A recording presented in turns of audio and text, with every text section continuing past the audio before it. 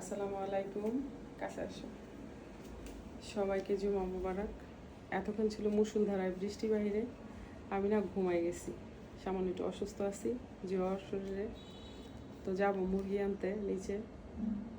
পোলাও রান্না হয়ে গেছে, কিন্তু মুরগি রান্নাটা বাকি। ঘুম থেকে উঠে দেখি নোর আব্বু নাই, সাইডে চলে গেছে মনে হয়। তো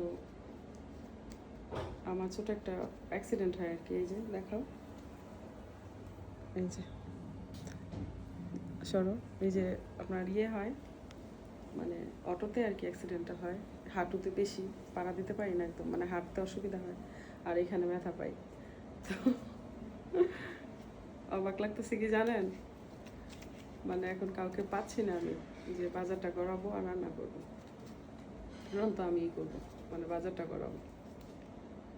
তো এটাই ভাবি মাঝে মাঝে, মাঝে মাঝে না, ওই যে একটা মহিলা যে মারা গেল ঘরে পড়ে আছে, ওনাকে দেখে ভাবি, আমার এক বান্ধবী যদিও আমাকে বলছে তোমার কিন্তু বাচ্চা 4টা।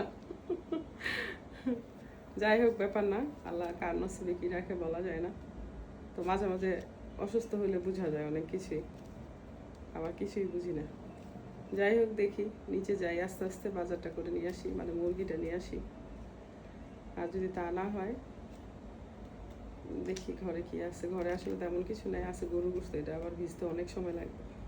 সকালে গরু ছিল তো, টুকু মানে রাতের গরু রান্না ছিল, ওইটা সকালে চালানো হয়েছে, চালাইছি। তো এখন ভাবছিলাম যে একটু মুরগি করবো, কিন্তু মাঝে মাঝে ছোট ছোট জিনিস অনেক বড় বড় অভিজ্ঞতার কাজ করে। যাই, আল্লাহ হাফেজ।